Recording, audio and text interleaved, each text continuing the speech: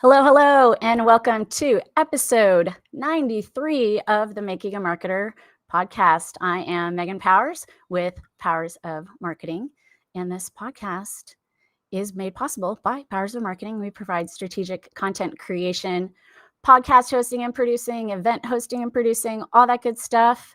And my guest today is the amazing Tim Ash. Welcome, Tim. Hi, Megan. Great to be with you.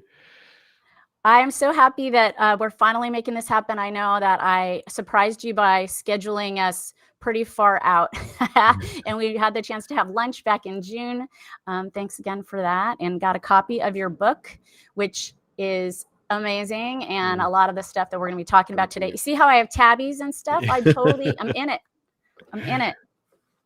We are going to be talking about marketing, but in a way that relates to things in the book. But I think that truly anyone, any human will find this really interesting on all fronts, whether they're a marketer or not. So, well, let's just put it this way. If you have a brain, you'll like the book. Exactly.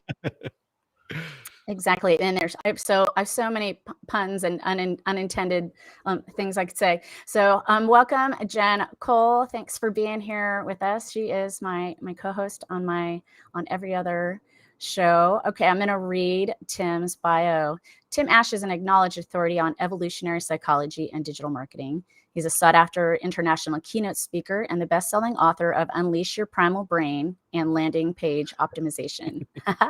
Tim has been mentioned by Forbes as a top 10 online marketing expert and by Entrepreneur Magazine as an online marketing influencer to watch. For 19 years, he was the co-founder and CEO of Site Tuners, a digital optimization agency. Tim helped to create over $1.2 billion in value for companies like Google, Expedia, eHarmony, Facebook, American Express, Canon, Nestle, Symantec, Intuit, Humana, Siemens, and Cisco. Well, how about that? Very cool. Okay, so I want to just start. Let's just dig in with on the book. Understanding the brain can get to the heart of why people do things, obviously. So what? Yes.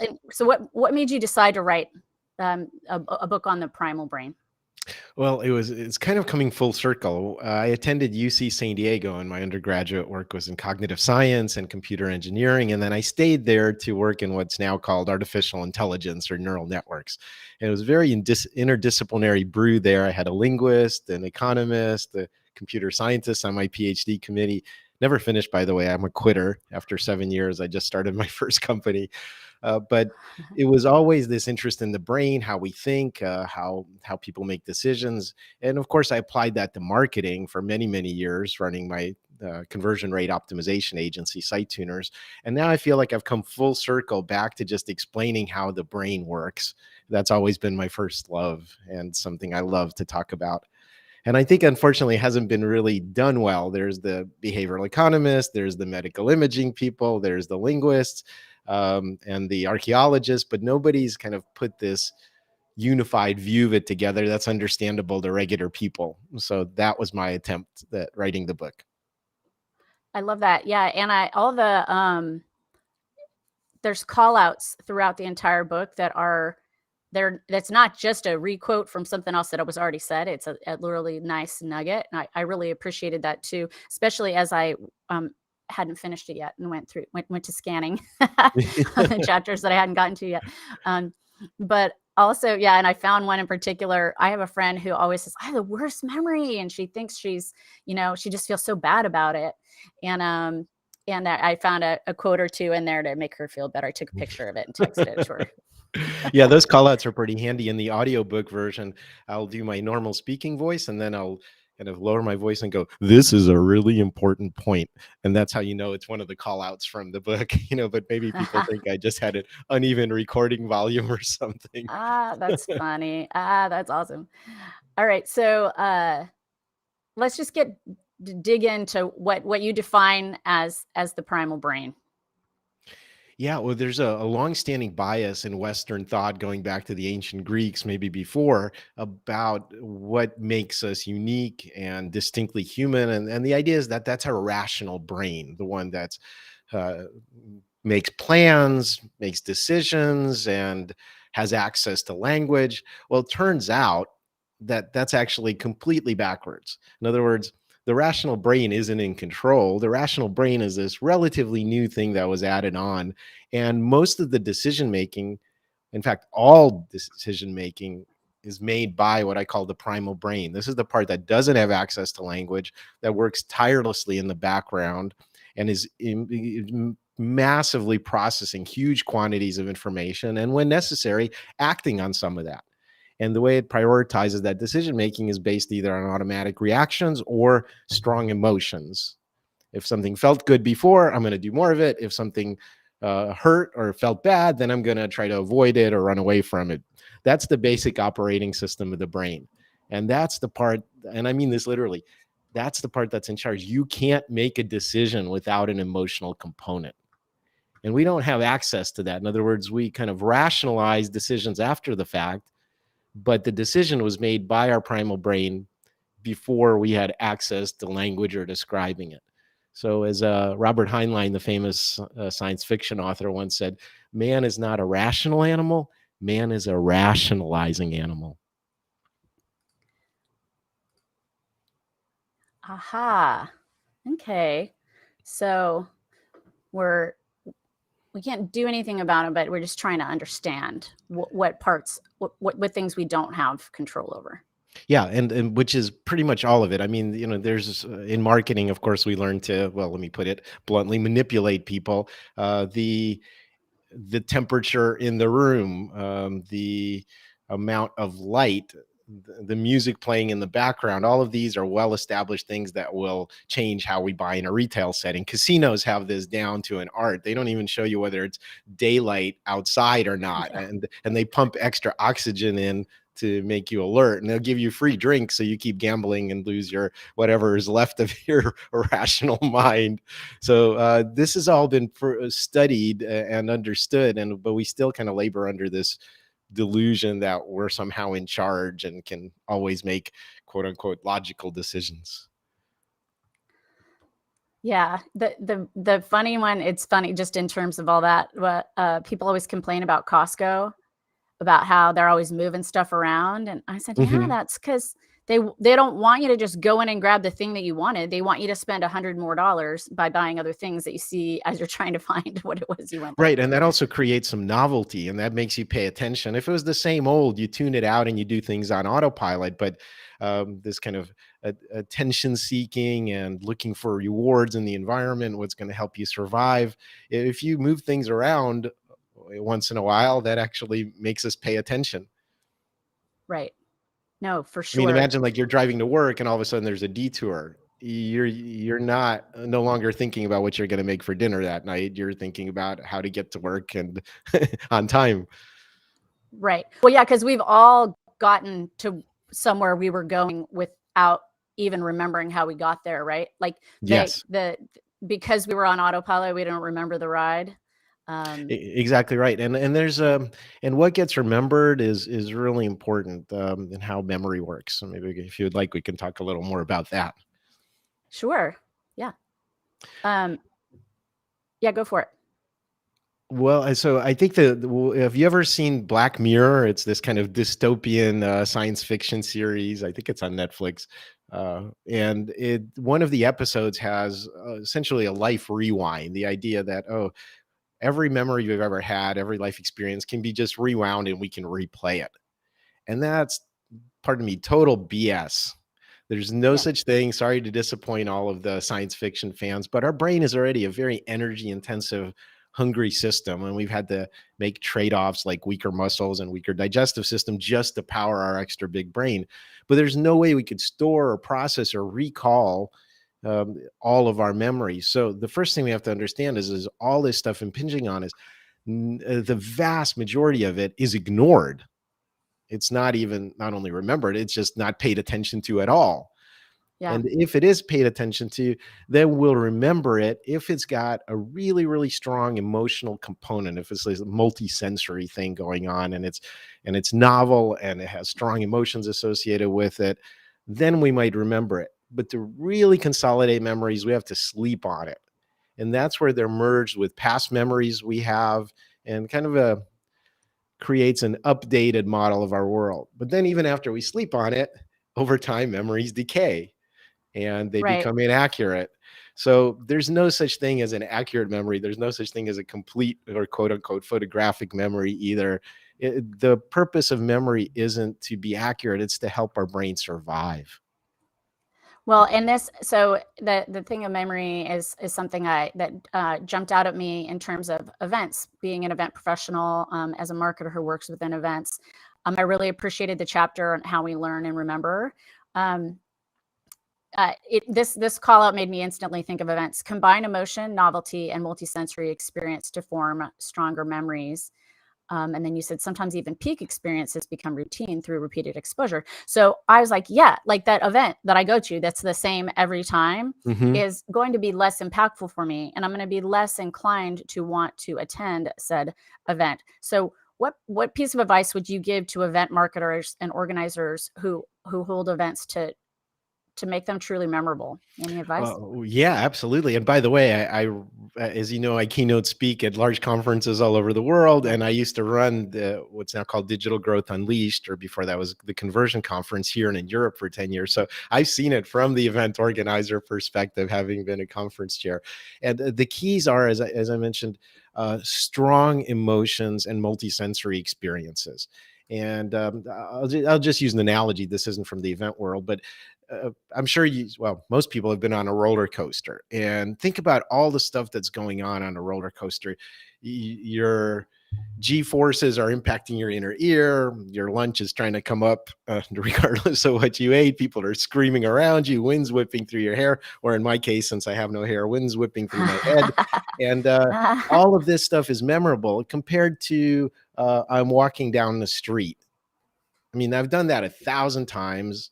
I'm used to it. There's nothing I have to think about. And that's why I'm thinking about other things as I'm walking on the street. So anything that's new that calibrates your scales, that's what's going to be remembered. So you have to really go out of your way to surprise people, to involve ideally music or lighting or changes in setting, physical movement, getting up. I mean, when we think of, like, for example, going to an event, most of the time we're probably sitting, or we're standing and mingling and networking.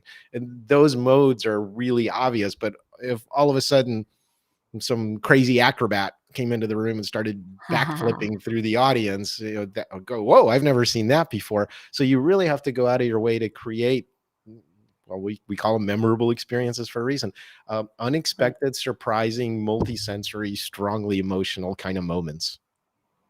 I love that. Yeah, the smell thing is interesting because I don't think a lot of shows bring that in, and it is definitely another sense that that's impactful. And like Jen said, smells. She said every time she feels like every Yes. Marriott smells the same, and obviously that's by design, right? Because they want you to associate that with having been there, but obviously there's so much more that plays into it. But yeah, I'll walk into a banquet room that's just like going to be a welcoming party, and there's someone hanging from the ceiling ready to pour me some champagne. I'm like, hey, I had never seen that before. So Exactly.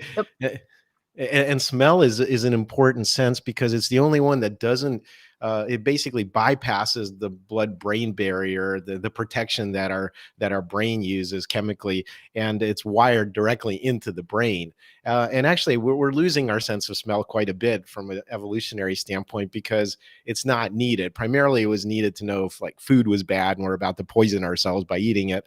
And since that occurs very rarely these days for a lot of people, we're actually losing smell cells at a rapid rate. smell cells, that's a thing. That's a thing. You That's have about 5 interesting. million of them, but fading fast. So Okay, your cat or your dog, if relatively you have a speaking. pet, if they're out Yeah. there, one of their primaries isn't even vision, it's smell. They'll smell each other's butts and a lot of other things, but there's a whole smellscape for them when they're outside. Yeah, they're checking their P mail as they walk around the neighborhood. Yep. It's a bad joke, but No, I I like like it. it. I Never, like it. it never gets old for me. All right, cool. So you already you mentioned sleep in terms of memory. So I want to talk about sleep for a minute. You mentioned when we got together in June that one of the things you're able to do now that you or have your own gig, you're in control of your own schedule for the most part, that you're like a big fan of napping. So, just the value of sleep. And of course, it's a Mm. part of the book. So why is sleep so crucial to being our best in our professional lives?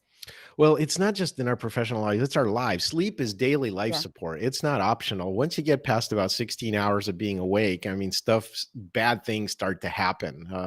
Heart attack risk, accidents, car crashes. I mean, a lot of times people say, well, drunk driving is bad. Well, it turns out literally being sleep deprived is even more dangerous. And if you combine the two, being sleep deprived and drunk, then your chances of a car accident go up by 40x. Wow. So Yeah. it's just as dangerous at 2 o'clock in the morning because somebody's been awake since 6 a.m. and that's what's making them make bad decisions and be not alert and a lot of other things. So it's not optional. I mean, dolphins, which are mammals like us, but they swim in the water, they drown if they turn their brain off. So they've actually adapted to have one hemisphere of their brain sleep while the other one's awake and keeping them breathing. Oh, uh, wow. long migrating birds actually drop out of the sky, take little micro naps, and then wake up in time to start flapping their wings again. But it's not optional for any living thing. So don't shortchange yourself by keeping your cell phone by your bed.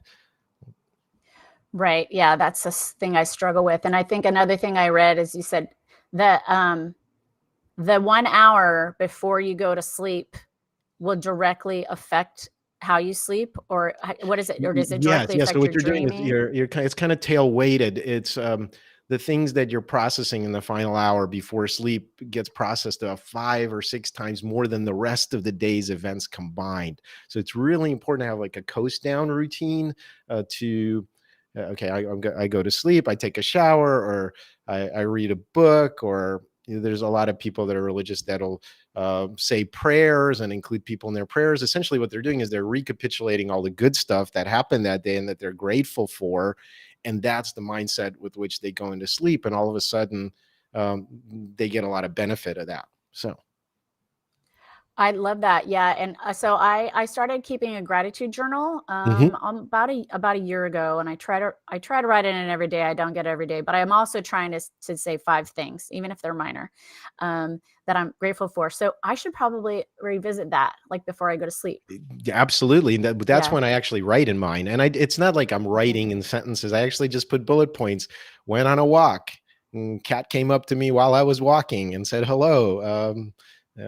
My I said I love you through the door to my teenage daughter, and she actually said I love you too back. So it doesn't have to be big things, but recapitulating the Right. good stuff and preloading your brain to process that is really important. So interesting. I love all of this stuff. Totally nerding out. Okay, we still have a reasonable amount of time. Let's talk about how can we as marketers improve our marketing more by understanding the primal brain? Oh, Well, wait, we there's have a question. oh, We have a sure. question. Jen, Mhm. sorry, before that. Jen asks, she says, I wonder if there's any correlation between this and working in your sleep.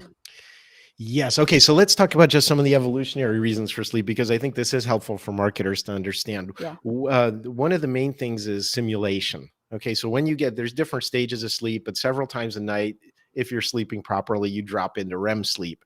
And there's something really weird happens for us, well, for all animals. Basically, the body is paralyzed. I mean, you have the respiratory stuff and you keep breathing, your heart keeps beating stuff, but the voluntary muscles get paralyzed. So so when you have a scary dream, you don't, run off the cliff because the bear's chasing you in real life. You can't move. I mean, there's a lot of people that sleepwalk, but that's only when that paralysis doesn't work. So basically, dreams are there in large part to simulate dangerous stuff that happens in real life. That's why a lot of our dreams are nightmares. Weird stuff happens. And then initially, all people, when they're kids, dream about big, scary animals. And then the dreams get more specific. So as an adult, you might be like, well, as a public speaker like me, you might have a dream about being on stage naked in front of the audience or something. So they're Yeah. socially scary, not necessarily physically threatening. But all of that is to basically get the payoff from practicing stuff without having to pay the real world price of it. So dreams are a simulation engine, and what you put into that simulation engine depends on that day's events and worries you may have. And that's why I'm saying you can kind of precondition the brain before bed to focus on something. It might be a creative task or a problem you're having that you want to think about. And so whatever you're kind of loading up before sleep is what's going to get processed during sleep. Dreams is a whole other, like, I always feel like I want to examine why did I have that dream or whatever. Okay, so that's so cool. All right, right on. So in terms of marketers, understanding the primal brain, do you have some more tips for us? Sure. So these are basic tendencies. So I don't care what your cultural download is, what you grew up around. I don't care if you're a man or a woman, an introvert or an extrovert. This does pretty much universal. One thing that marketers often make the mistake of doing is not focusing on pain. All of our messages are happy, happy talk. We're the world's greatest solution for fill in the blank. I mean, Yeah. and we don't talk about our competitors. We don't say mean things at all. That's off brand for us. And that's basically a conversation ender from the brand Nazis. And I really suggest that if you want to have value for your marketing solution, you have to create a high contrast between how bad things are now and how good they're going to be after the fact. And so it's just like in the gym, there's that saying, no pain, no gain. Unless you Right. can dig into my pain, I'm not going to value your solution. So the first thing you have to overcome is my mental inertia of doing nothing and not moving off of my comfortable spot. And the only two ways to do that are pain and pleasure. And pain works about twice as effectively. So for example, let's say you're selling tooth whitening. Most commercials would say, well, you'll have white teeth and a great smile. And I think a better way to sell tooth whitening would be to say, oh, those yellow gray teeth of yours, are you afraid to smile? Do you have resting bastard face? Do you have problems getting a date? Is your cat going to eat you after you die because no one ever comes to visit? I mean, that you want to rub all the salt into the wound, then it's worth it for me to whiten my teeth. Wow. That was an extreme example. I didn't see you going that direction with that, with the white teeth whitening. That's amazing. Jen's got a kick out of it too. Awesome. Okay. What else? So another thing is that we're highly visual. About half of our brain is there to process visual information in one form or another. But vision is actually a very active process. We have about 10 times as many neurons going from the brain to control the movement of the eyes, then coming back and processing that visual information. And so one of the things you have to realize is that motion hijacks attention. I mean, if something's not moving, it's not scary. The reason our brain evolved largely is to react to fast changes in our environment. That's why we need one, and plants don't, because they don't react to fast changes in their environment. So Right. we need to know which direction that bear is running at and whether it's going to eat us. So a lot of marketers misuse motion, especially on websites. They have video, they have all kinds of social media widgets that go beep, somebody tweeted about us, beep, here's another one. And they're using motion for that. And that's like the atomic bomb. So I suggest that you really strip down your motion and only use it to emphasize or create beacons out of the important things you do want me to pay attention to. But don't just decorate with images or with motion. So when I was running my agency, I created what I called the visual hierarchy, which is text, graphics, and motion. And in the presence of the next level, the previous levels get ignored, basically. So no matter how compelling your copy is, if you put pictures next to it, I'm going to look at the pictures. No matter how Right. cool your static pictures are, if there's anything moving, I'm going to be looking at that. And that's going to grab all of my attention. Okay, so let's then relate that to video, because there's Cisco put out a stat that said, like, by the end of 2022, 82% of all content consumed online is going to be video. How do you what do you So think about that? that's a content type, and that's true. Well, Right, but that's because we're used to experiencing the world as a 3D movie unfolding linearly, which is video.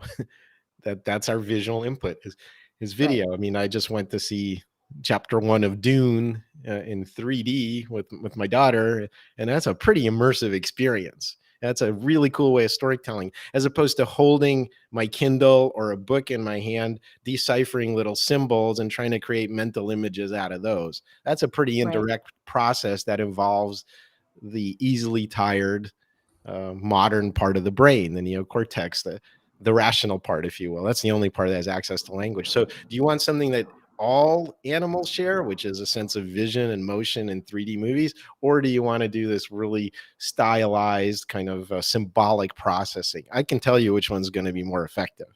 So, yeah, video right. and images are way more effective than text.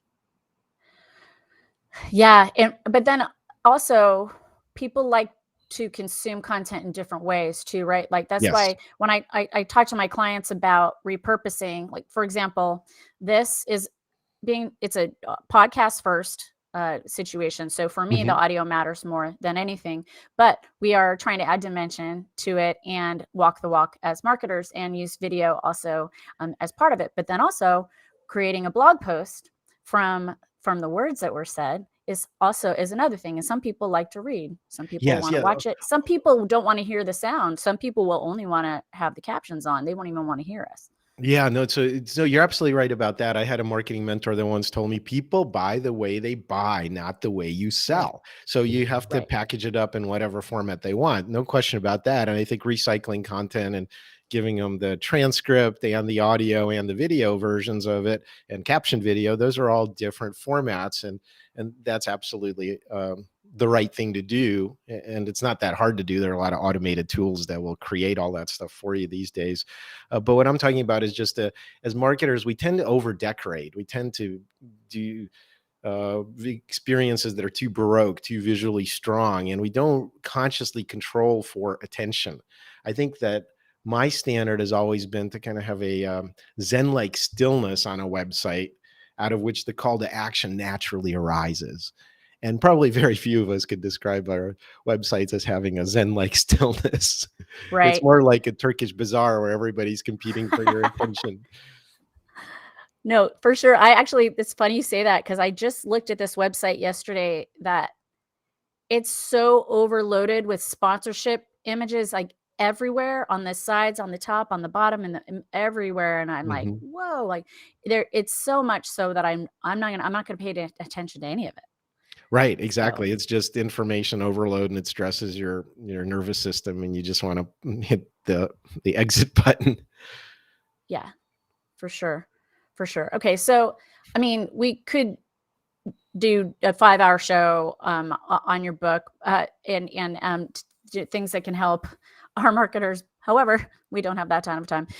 But I appreciate that. I think everyone got a really good taste for it, and trust me when I say it's so stinking interesting. I honestly like I this is not a book I would have just picked up just because I just don't think like that's the kind of thing I'd like, but it is fascinating, and I recommend everyone. Of course I'll put a link in the show notes. And Jen, if you have a second to put timash.com on your or primalbrain.com in the comments, that'd be awesome for anyone who is watching or watching on the replay. So I do want to know though, what book other than one of your own would you recommend, a business book would you recommend for our readers? Hmm. Well, I think that I'm not sure this is exactly a business book, but it's certainly helpful in business and arguing with your teenage kids as well. Chris Voss used to be the head hostage negotiator for the FBI, and he has this book called Never Split the Difference. And it's about negotiating. And this is stuff that actually works, not some game theory from graduate school that somebody learned or something. So I Right. really got a lot out of that one. Awesome. That's the second time that book's been recommended. So obviously it's a giddy. Okay, so we know primalbrain.com, timash.com. Those are two, and the links are in the show notes. but what's like an ideal way for anyone listening to find you?